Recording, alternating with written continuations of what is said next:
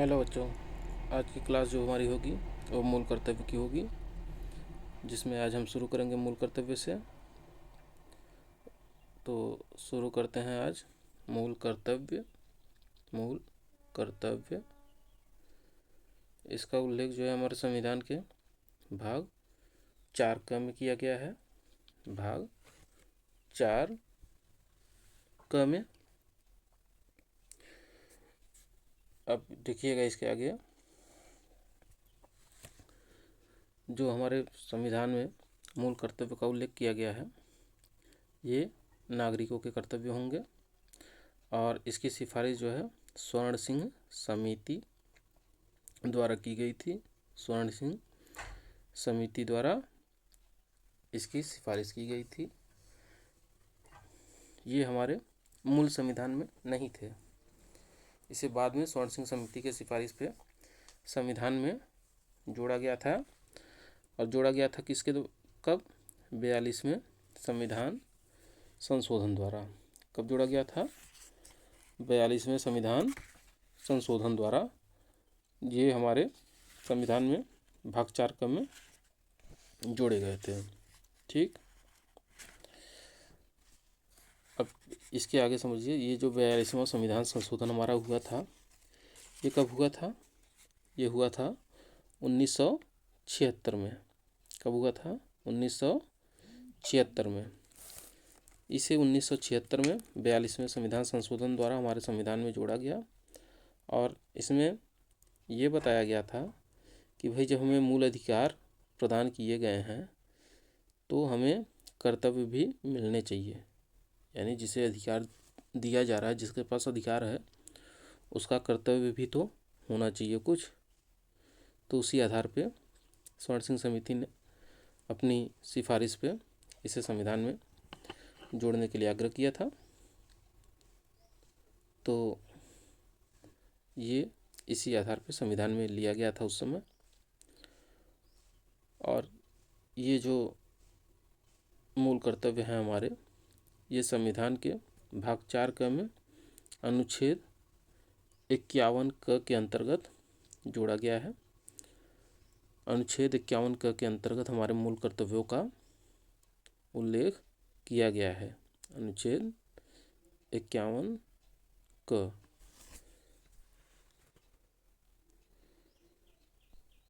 द्वारा ये हमारे संविधान में जोड़ा गया भाग 4 क के अंतर्गत। अब इसके अंतर्गत ना, जब ये संविधान में जोड़ा गया तो कुल 10 मौलिक कर्तव्य के बारे में बात की गई थी। हमारे 10 मूल कर्तव्य थे। बाद में इसमें एक और मूल कर्तव्य जोड़ा गया, 11वां। और वो जो मूल कर्तव्य था वो इसमें जोड़ा कब गया? वो जोड़ा गया है 86वें संविधान संशोधन द्वारा। कब जोड़ा गया था? 86वें संविधान संशोधन द्वारा सन 2002 में। और ये जो 11वां हमारा मूल कर्तव्य था, ये था कि 6 से 14 वर्ष तक के आयु के बच्चों के उनके माता पिता या अभिभावक शिक्षा का अवसर प्रदान करेंगे उन्हें। 6 से 14 वर्ष की आयु तक के बच्चों को उनके माता पिता या अभिभावक शिक्षा का अवसर प्रदान करेंगे। ये 11वां मूल कर्तव्य हमारा 86वें संविधान द्वारा बाद में जोड़ा गया है। अब देखिए आगे, जो अनुच्छेद 51 के अंतर्गत हमारे 11 मूल कर्तव्य दिए गए हैं कुल, उनके बारे में पढ़ते हैं। चलिए शुरू करते हैं इस मूल कर्तव्य के बारे में कि हमारे मूल कर्तव्य कौन कौन से हैं। देखिए, हमारे मूल कर्तव्य हैं कि हम अपने संविधान का पालन करें। ठीक, हमारा कर्तव्य है कि हम अपने संविधान का पालन करें और उसके जो संस्था हैं, उसके आदर्श जो हैं, उसका आदर करें। हमारा कर्तव्य होगा कि हम अपने राष्ट्रध्वज का सम्मान करें और हमारा ये भी कर्तव्य है कि हम अपने राष्ट्रगान का भी सम्मान करें। तो ये सब हमारे मूल कर्तव्य हैं कि हमें अपने राष्ट्रगान का सम्मान करना चाहिए, हमें अपने राष्ट्रध्वज का सम्मान करना चाहिए, हमें संविधान का पालन करना चाहिए, संविधान की संस्थाओं का आदर करना चाहिए। ये सब जो है हमारे मूल कर्तव्य हैं। और हमारे मूल कर्तव्य ये हैं कि हमें अपने स्वतंत्रता के लिए जो राष्ट्रीय आंदोलन चलाए गए थे उनके आदर्शों को अपने हृदय में संजोए रखना होगा। स्वतंत्रता के समय जो राष्ट्रीय आंदोलन स्वतंत्रता को प्रेरित कर रहे थे उन सब राष्ट्रीय आंदोलनों के आदर्शों को अपने हृदय में संजोए रखना हमारा मूल कर्तव्य है। और हमारा मूल कर्तव्य क्या है? हमारा मूल कर्तव्य है कि हम देश की एकता को, अखंडता को बनाए रखें, उसकी रक्षा करें। ठीक, हमारा मूल कर्तव्य है कि देश की जो भी एकता है, अखंडता है, उसे टूटने न दें, उसे बनाए रखें। ये हम सब नागरिकों का मूल कर्तव्य है। हम सब नागरिकों के मूल कर्तव्य ये हैं कि हम देश की रक्षा करें। और अगर जब हमारा आह्वान किया जाए, मतलब हमें बुलाया जाए देश की सेवा के लिए, तो हमेशा हम देश की सेवा के लिए तैयार रहें। ये नागरिकों का कर्तव्य होना चाहिए। ठीक, और देखिए, और ये है कि हमें, यानी हम नागरिकों को ये कर्तव्य है हमारा कि हम देश में भ्रातृत्व की भावना को बनाए रखें। जाति, लिंग भेदभाव द्वारा, हम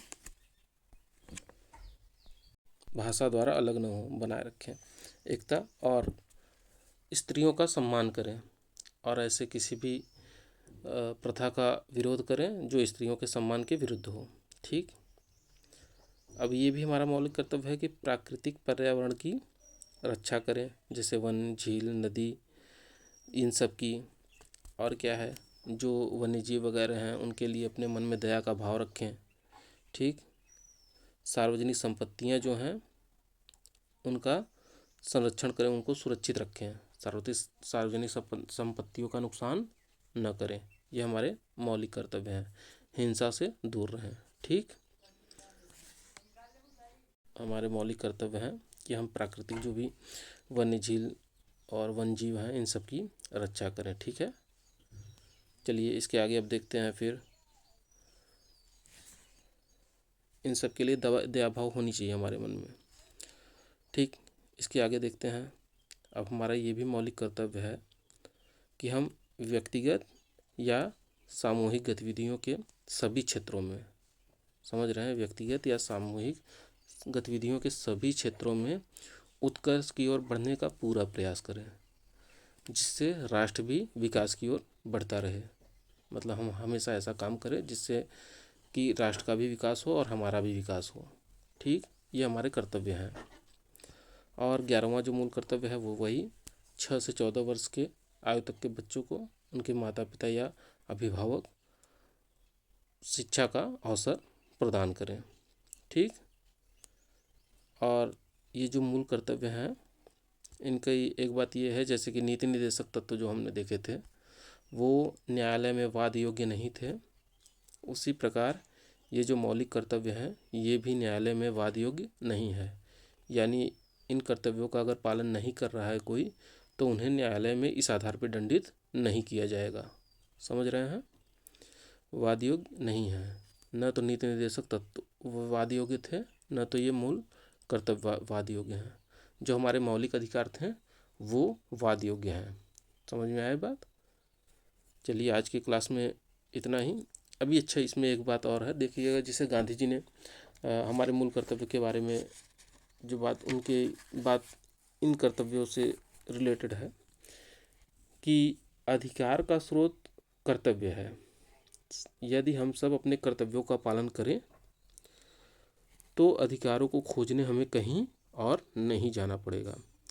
ये बात जो है, इन बातों से काफ़ी प्रेरित है कि भाई जिनके पास भी अधिकार है उनके पास कर्तव्य होना चाहिए। अगर हम अपने कर्तव्य का पूरी तरह से पालन कर रहे हैं तो हमें अपने अधिकारों को खोजने के लिए कहीं और जाने की ज़रूरत नहीं है। चलिए अच्छा, आज के क्लास में ये हुआ मूल कर्तव्य के बारे में। अब अगली क्लास जो हमारी होगी वो होगी कार्यपालिका की। ठीक, तो अगली क्लास हमारी होगी संघीय कार्यपालिका। ठीक, तो आज के लिए बस इतना ही। फिर मिलते हैं अगले क्लास में, तब तक के लिए नमस्कार।